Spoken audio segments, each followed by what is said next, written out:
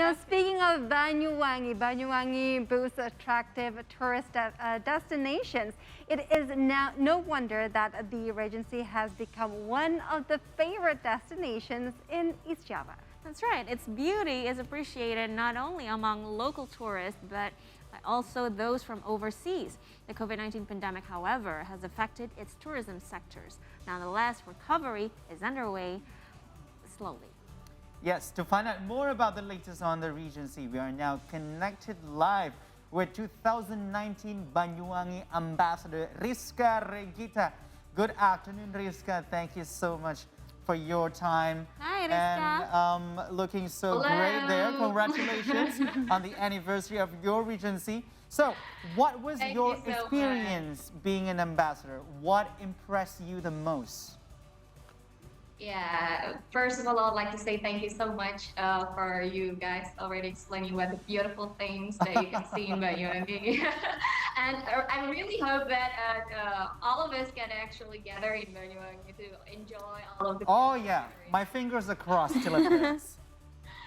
Okay, then I'll wait for you. But for explaining about my activities in here actually as the Banyuwangi Ambassador, I truly honor actually because in 2019 I was elected to be the ambassador of Banyuwangi City, and from this title actually I can create a bigger impact to the society, because we know exactly that Banyuwangi is the city who has a lot of potential, not only for the tourism sectors. Actually, when I was elected, I saw a lot of potential from the human resources, natural resources, and the others. And I truly honor because I can provide a lot of platform for especially the youth of Banyuwangi to enhance their talents and their voices actually, so it can be heard by the government of Banyuwangi. Because I know as the ambassador of the Banyuwangi city, my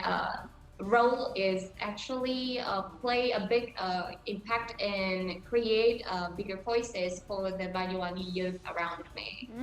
Okay, as we have discussed earlier, Banyuwangi is famous for its tourist attractions, obviously. How has the pandemic affected the city's tourism sector, and how do the locals cope with the struggle and also recovery? And one more thing, how does it affect your duty as Banyuwangi Ambassador? Yeah, because I was actually working since I was in 2019. I just graduated my title in 2020, and we know exactly that actually pandemic is already started when it was in March 2020, if I was not mistaken. And to be honest, it was really creating a biggest impact in the economic of Banyuwangi itself. In the last data that I was looking from the Banyuwangi government, it's already creating decreasing conditions in the economic growth of Banyuwangi.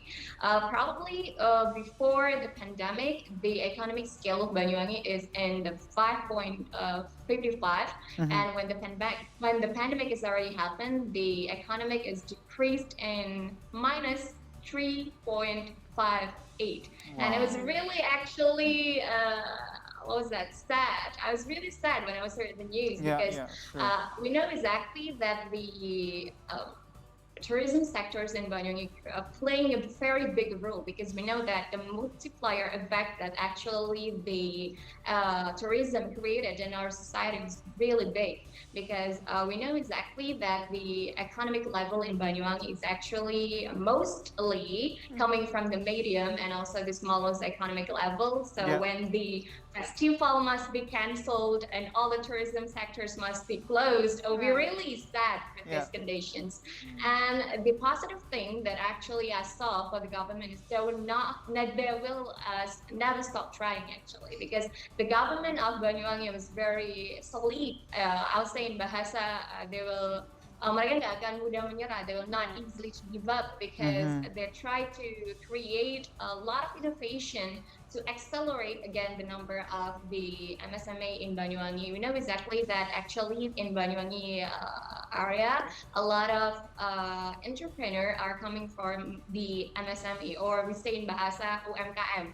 And when the pandemic is coming, the government tried to accelerate again the number of the MSME sectors from Banyuwangi. We create a lot of innovation. Probably I will explain one of the innovation after this if I have the time to explain. Yeah, do so, far away. Yeah, so actually one of the innovation that I truly remember that the government really sped up in this year was, we call it Wenak. It was actually a nickname for warung naik kelas. Wenak. Yeah. Okay.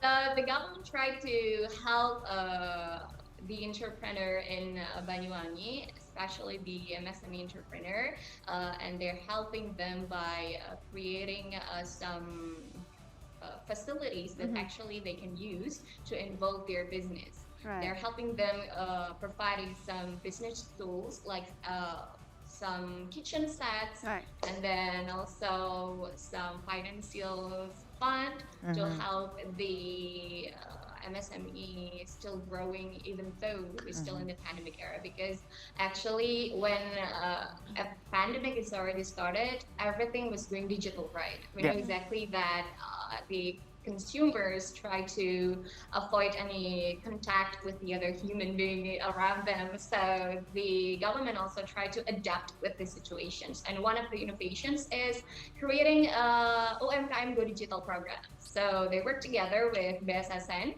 Badan Cyber dan Sandi Negara, to create a very educated program to increase the quality actually for the human resources in Banyuwangi, so they can adapt with the digital era right now. Right. That's actually one of the highlights of our year in this pandemic era. Yeah, so very well said, Riska. So you said, and you mentioned all the, the lines from the governments that needs to be done. Now, just to, another quick question for you. What have the people of Banyuwangi itself done to actually develop and also optimize the tourism potential that you know? Okay, to develop our potential, especially in the tourism era, we try to be a city who always humble, and we implement the concept of tourism that actually can provide something can be see, something can be do, and something can be buy, actually. Right. That was the concept of Banyuwangi tourism sector. So we try to create something to see, something to do, and something to buy. When we talk about something to see, we talk about all the festivals that actually Banyuwangi already started for a couple years. And even though the pandemic is already end, we still try to innovate all of this festival by going digital. So we create a virtual festival innovation. So when we're going live, a lot of people can see our festival, even though they cannot come in directly to Banyuwangi. And then when we say something to do, actually in some destination in Banyuwangi, there's still some small event that actually being held, especially by the traditional people of Banyuwangi. One of the most traditional area in Banyuwangi was Kemiren. Actually, I can talk a lot of things if I must say about Kemiren, but the highlight is Kemiren is one of the village actually in Banyuwangi who always provide a lot of traditional performance and a lot of traditional activities that actually can be followed by a lot of people, not only from the Kemiren village. So they're really open for all of the people around here in Banyuwangi.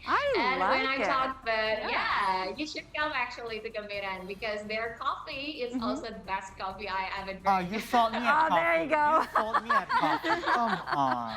Please come. I will be the host for all of you when it comes to Kemiren. Aren't you sweet, okay. Riska? Yes.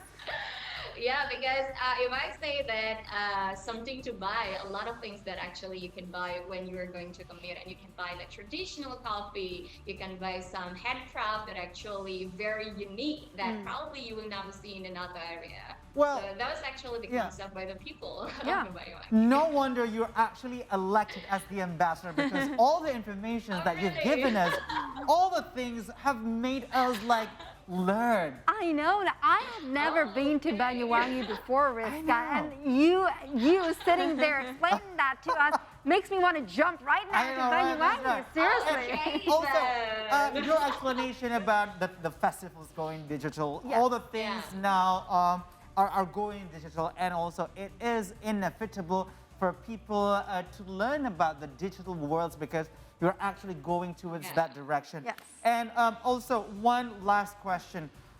What are your hopes for Banyuwangi and its people in the future? Also, it's open if you have any motivational message for them if they're watching at the moment. Okay, so actually there's a slogan that I really like about Banyuwangi. If I can say it in Bahasa Banyuwangi, right? Yeah, you can. As long as you translate that for us after. So yeah, one of the most favorite slogan that I heard in Banyuwangi is Banyuwangi Jinggirat Tani. Okay, what is that in English or in Bahasa Indonesia? It means that even though whatever the obstacles that we're facing right now or in the future, hopefully the citizens of Banyuwangi will stay strong and stay stand and work together to create a better Banyuwangi, not only for ourselves, but especially from East Java and also Indonesia. So hopefully, even though we're still in the pandemic era, I hope that the Banyuwangi citizens is still strong and keep fighting because we're not alone. We're here together facing the same pandemic. So hopefully we can keep following the rules that actually government already created in Indonesia to create a better city and also to avoid ourselves from the bad thing about this pandemic era. Amen. I think that's all for my message. Riska, thank you so much. I love talking to you because everything is so elaborated and also well told. And also, Riska, thank you so much for your time. Take care, and our regards for our relatives and also your people in Banyuwangi. Happy anniversary. Bye-bye. Thank you. Bye now. Wow. I just remember.